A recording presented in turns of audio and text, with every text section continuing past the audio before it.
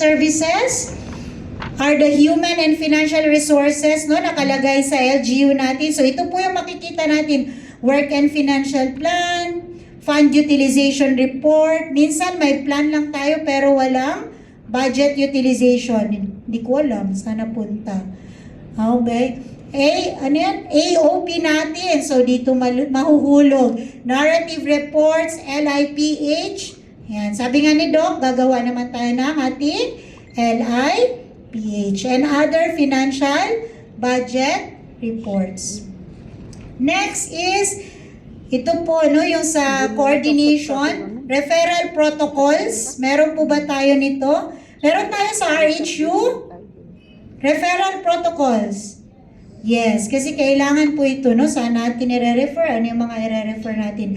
IEC materials on how to access primary care services, provision and policies showing linkage to primary care services, activity reports, proceedings, and other documentation showing linkage to primary care services. Hep.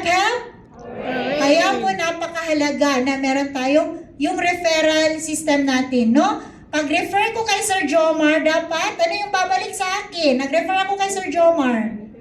Return, yes, yung referral na return slip. Kailangan po yun kasali sa mga documentation natin. Hindi enough na na-refer lang natin siya sa MPH or sa CRMC, sa SKPH. Dapat po may return slip po tayo.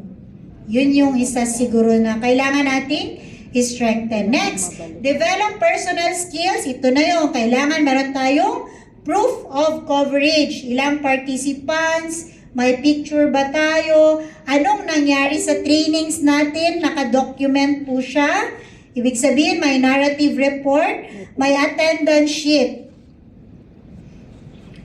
Yan, and may post-training assessment kung na-assess po kayo after the training. Yung evaluation forms natin ng training, napakahalaga po yun. And lastly, our training certificates. Kaya po, dito sa orientation natin ng Health Promotion Framework Strategy, meron din po tayong certificates na makukuha. No? Kasama po yan, dapat parati.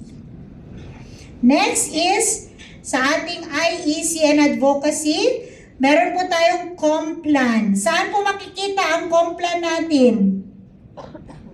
Sa playbook. Sino ang nakabasa ng Complan?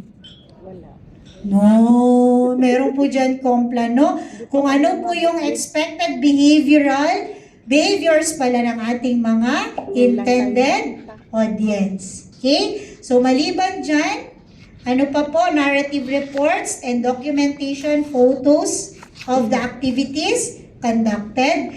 Next is sa mga IEC materials, pwede po natin siya lagyan ng logo ng LGU, logo ng RHU nyo, or ano pang mga logo ang gusto nyo pong ilagay. I-personalize nyo po dahil kayo naman po yung nag-reproduce.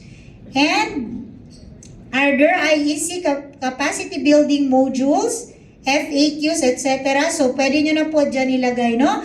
Photos, videos, and other documents that show initiatives. So, pwede nyo ilalagay dito yung FB Live ninyo, yung FB Facebook ninyo, yung mga videos na pinangkukuha nyo po during your conduct of activities. Then, lastly, yung strengthening community action. Okay po. So, kailangan din po natin, kunwari, na-involve natin yung mga LGBTQIA++ natin. Meron din po tayong documentation, attendance, minutes, hindi lang po picture, no? Kailangan may narrative po tayo at anong ginawa natin during that time. Okay.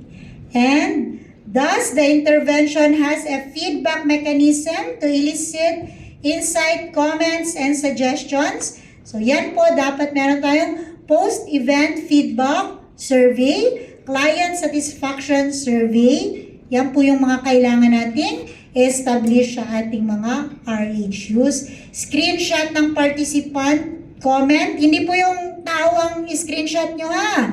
Yung comment po niya. Para ma-upload po natin or mailagay dito sa means of verification. Idagdag din po natin yung summary report no, ng mga feedback. Kung ilan po ang nagsabing excellent ang services natin, ilan po ang nagsabi na poor and needs improvement yung services natin. Tanong lang po, sino po yung gumagawa ng ganon? Yung sinasummarize niyo po yung report ng feedback sa inyo sa mga RHUs. Meron na po bang nagpa-practice nito? Wala pa. Malapit na bukas. Pwede na natin ipa-start. I-PM nyo na yung mga ano natin. Dapat pala merong ganito. Ayan. So, yan na po yung ating means of verification. Hello! Aray, pagkatulog doon. Isa pa po. Grabe naman karami, sabi ni Sir Jomar. Patawag pa kami sa Akasya pala. So, annually, meron po tayong sinasubmit dapat no, sa health promotion. Ito po yung sinasubmit po natin.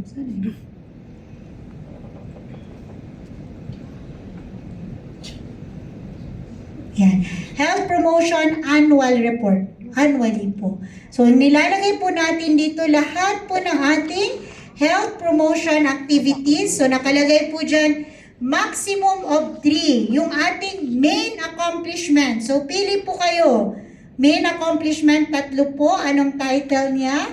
Saan po tayo nag-implement? Anong date? At ano po ang priority area yung sinusulong natin doon sa implementation na yon. And brief description and actual accomplishment. Ang nakalagay dyan po, maximum of 200 words. Huwag naman po, parang nobela. Maximum po yung, pwede naman 50, 100, ganyan. Huwag pong telenovela. Para rin po yan sa inyo, no? Pag tinanong kayo, ano ba yung mga main accomplishments, so yan po yung ilalagay nyo. Then, health promotion policies. Kunwari ngayong taon, ang policy po na naipasa natin about bakuna, so ilalagay po natin dyan. Okay? Kung wala, then not applicable. Pero sana, by the end of ilang years, by next year, may mga ordinance na po tayong maipasa or policies. Health promotion programs and capacity building activities. So dito nyo naman po ilalagay, no? Yung mga capacity building natin. Nag-orient tayo sa BHWs. In-involve natin yung ating mga midwives on ito about sa health promotion. So, pwede nyo pong ilagay dyan. Health promotion campaigns. Ito na yung mayaman tayo sa kampanya, pero hindi po natin na-document. So, kunwari, celebration of Nutrition Month. So, ilalagay nyo po dyan kailan nyo ginawa at anong health promotion framework, strategy, priority area. And again, maximum of ilang words? 200 yung nakalagay lang. Pero kung ano lang po yung brief lang naman po. Kaya nga brief. Kunti lang. Doon ilalagay natin ilan yung na-target, anong nangyari. At kung may mga other health promotion related activities pa kayo na gusto nyong ilagay po, so meron pa po dyan sa last column po. Yan, prepared by and approved by. Sinong mag-prepare? Sino pong mag-prepare nito? Ay, ang bilis na magsagot ng mga PHM.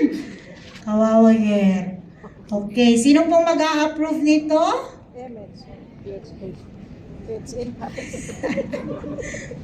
Ayan po. So, yan po yung mga reporting forms natin, inshallah, no, sa ating universal healthcare. Hap, hap! Hooray! IPHO Maguindanao? Ayan talaga. So, let's move on, Ma'am Faith. Ang pinakaunang magpe-present